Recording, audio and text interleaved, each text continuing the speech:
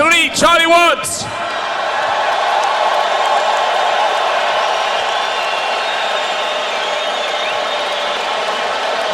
Yeah, Bartez, the battery, get it.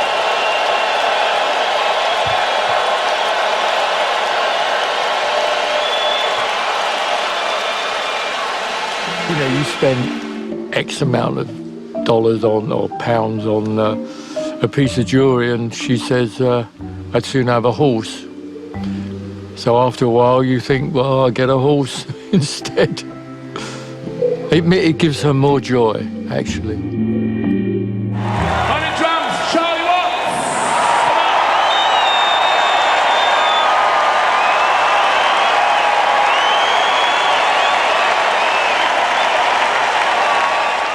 Charlie and I work.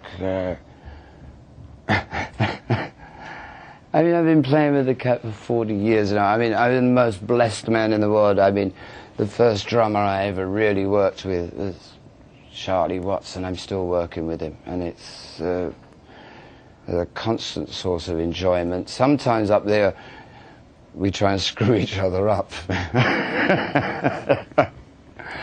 Yeah, I'll cut the beat up a little bit, and he'll trip me back. Boom, this little games. You know, we don't really mean to do that, but sometimes, you know, you get like mischievous, and do that kind of thing. And I mean, Charlie, if I can flip the beat for a moment, he'll catch it back and like lay it back on me, and I'm like, yeah, all right, cool, man.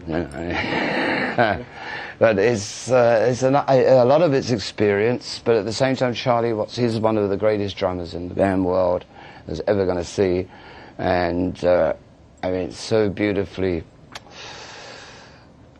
spontaneous and firm. He's got the moves, you know. I mean, I've worked, you know, between him and Steve Jordan and Charlie Drayton, Georgie Rosselli, and Joseph Modaliste from the Meters. I mean, I've worked with some of the best drummers, and I've been blessed that way. And without a great drummer, it's such hard work to like just keep the thing going, you know. But with a drummer, they give you the freedom to be able to, yeah, do what you want to do. I mean, you don't feel like tied down, you know, and that's really what it is, you know.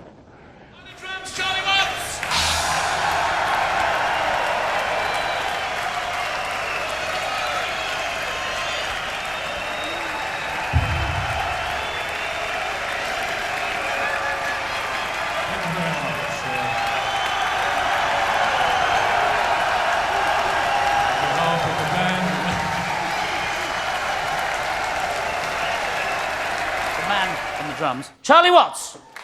Welcome to the show, Charlie. They're up there. They're up there. And Dave Green. Yeah. I mean, I think first of all, what is it that you love about the boogie woogie music? The swing. The swing. Because I love swing music and the swing. And would you say it's the root of a lot of popular music we have now? It is the root. It is the root of a lot of popular I wouldn't say it, but it is. It is. There we are. That's a very good quote. I wouldn't say it, but it is.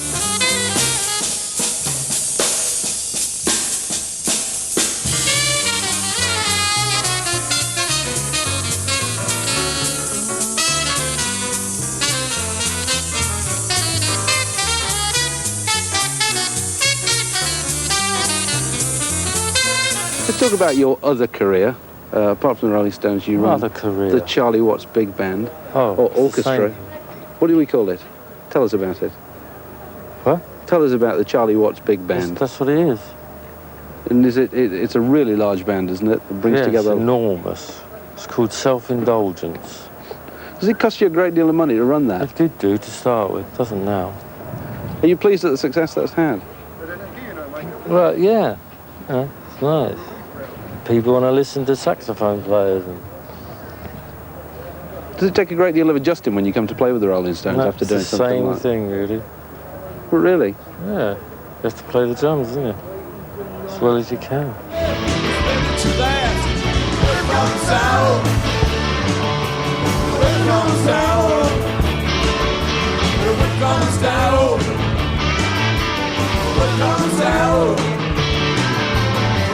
mad, said no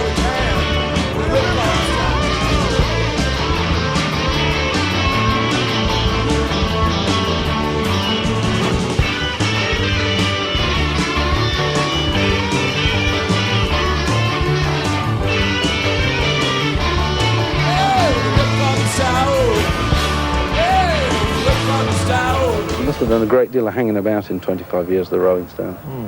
Worked 5 years and 20 years hanging around.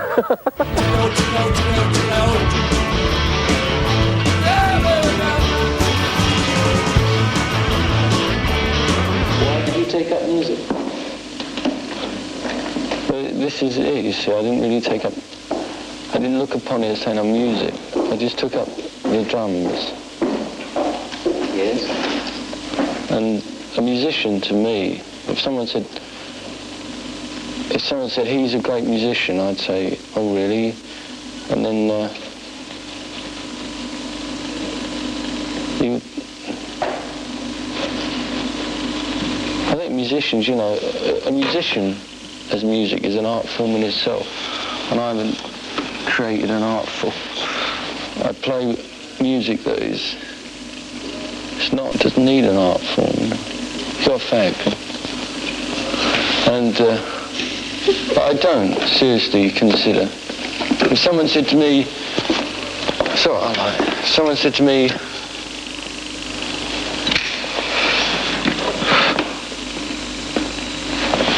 you're playing with Shostakovich next week, I would say, wonderful. How could I play with Shostakovich, you see? Because I can't read.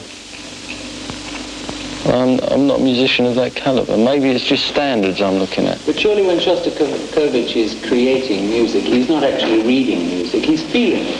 Yeah, I agree with this. He knows how to put it down on paper. Yeah, I don't. I don't know how to put half of what I maybe feel down. But that doesn't matter, does it?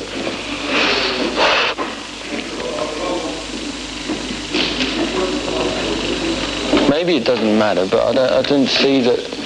If it, maybe it's just an inferiority complex. Maybe I'm great after all. If you weren't then a music maker, what would you like to be? Design. Design what? A designer, because I was one. I don't know, just a graphic designer. Would you be content to be just a designer?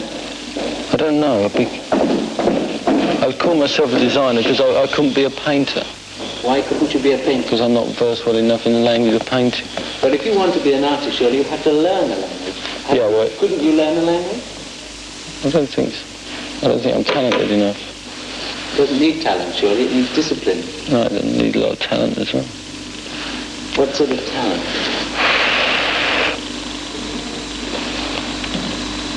I think talent of knowing, which is... Well, knowing comes from discipline. Not necessarily. Surely the talent is to have an imagination, yeah? Don't you think you're imaginative with your work? Yeah. Yes. Do you ever feel that you're evolving something new that hasn't been done before? What, when I play? Yeah. No. Do you ever try? No. Would you like to?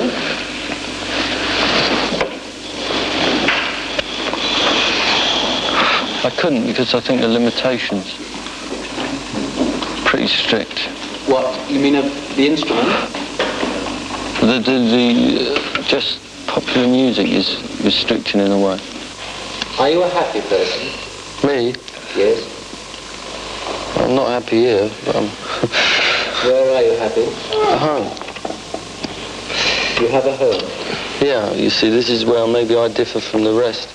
The fact that, like, when I'm at home, I can pick a book up and play a record. But, you know, and I have a wife and that. It makes you a bit sort of cosy in a way, I suppose, but I like it. I'm happier at home. I'm happiest at home. Do you find, therefore, that having a home is in some ways incompatible, then, with being what you are? I don't think it fits in with what I am, if that's what you mean. It doesn't at all, no. I mean, it's not expected to. That's the main factor. But, you know, I enjoy it.